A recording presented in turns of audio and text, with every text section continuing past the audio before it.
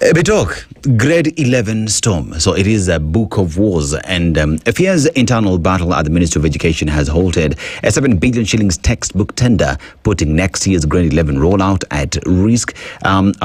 Award letters remain unsigned, the timelines are sleeping, and publishers warn any restart could derail supply, exposing the government to lawsuits and leaving schools unprepared. That is the story on page 4.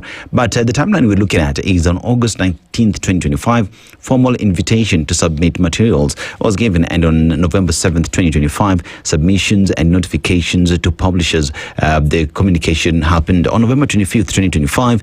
Deadline for submission of proposals was given, and on December 20th, expected release of evaluation results. Now, on December 27th, 2025, the deadline for appeals was issued by the ministry, and on January 3rd, KICD was supposed to respond to the appeals, and submission of corrected copies was supposed to be done on February 6th, 2026. And on February 10th, 2026, official results release date as per the KICD letter, and on February 20th to April 30th, 2026, printing and publishing window was supposed to be taking place. That is around this time, and between May and July 2026, distribution to schools was supposed to be starting. But what are we talking about? We're talking about the tender that has been cancelled. 7 billion shillings tender has been cancelled. Ask the question. Grade 11, remember, grade 10, it is that class that has experienced difficulty, especially when it comes to school, because they are one would say the guinea pigs of CBE.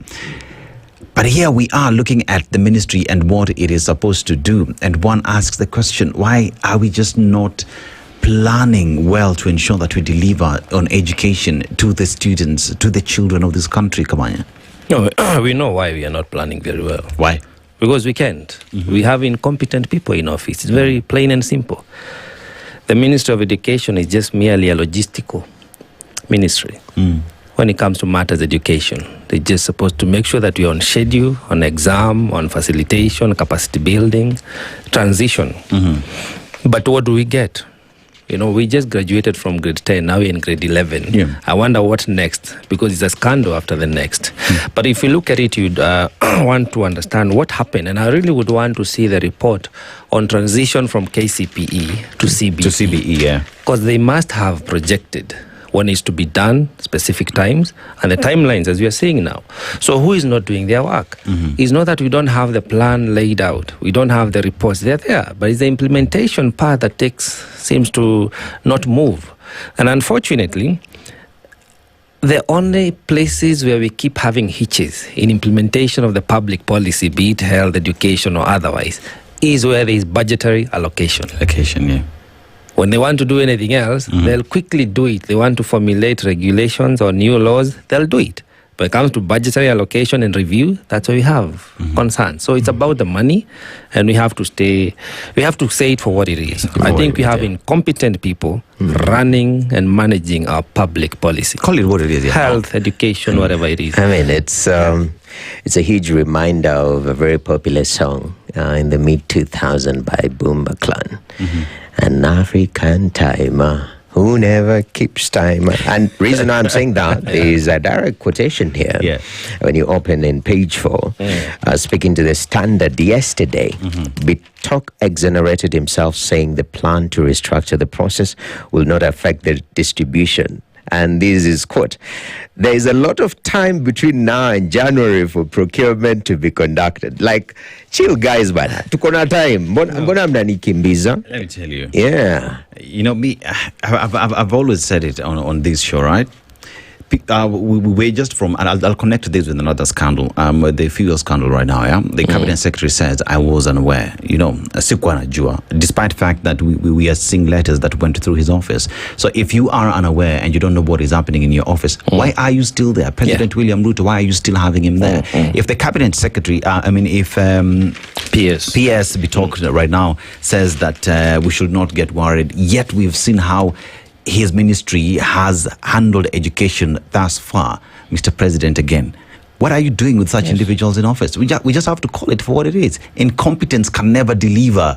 Never deliver. Yeah. So we go to page 2. Leaders pile pressure on IG Kanja to resign over Senator Osotsi's attack. There's a question that was asked yesterday.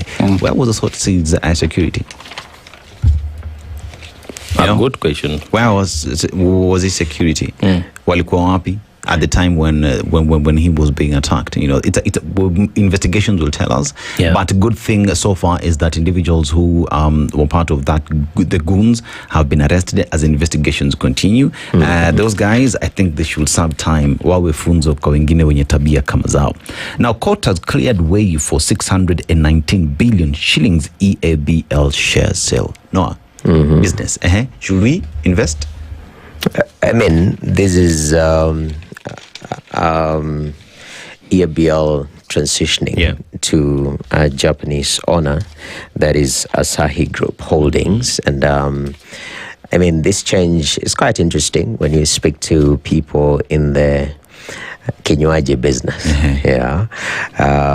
Uji. Uji business. It's quite consequential when you see foreign investors taking interest in some of these business lines and some exiting. Diageo is is a big player globally, but they really specialize in zile makali, as we call them makali.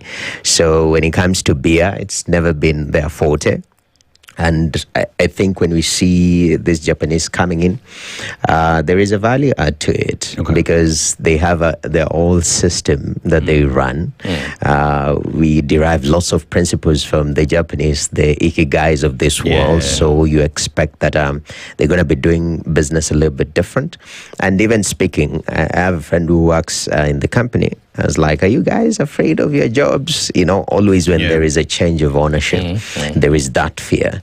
But so far, we haven't had that talk. So, I mean, the legal system, it's a tool. Sometimes it can be used good or bad, but the fact that they've been given the green light is good for business, that it continues. Kabisa. Now, Instagram spins big money for influencers as well. That is there on page 4. Now, Facebook ranks second as TikTok falls behind despite leading in views.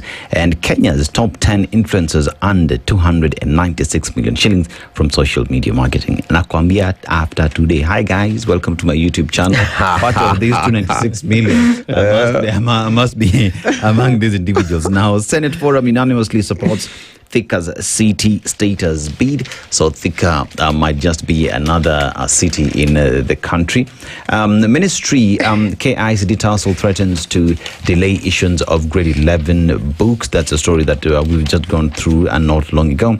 And Ruto says results of 80 million shillings deal with City Hall to be seen in a few months. So story na drought imeisha, State House wamerudisha shamba.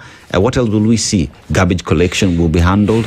What else? Kanjo would not be mistreating people. What else do we expect? Rosiwa into Nairobi River. Stop flowing. Yes, we will stop flowing.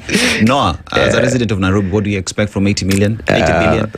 Proper connection to power, especially in the informal settlement. I think also 24-hour supply of water from the taps because, 80 billion shillings is there to ensure that. I think also perhaps maybe they will look into handling traffic.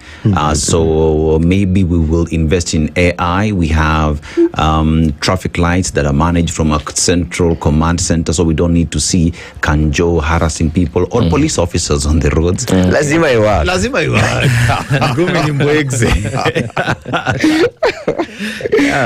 So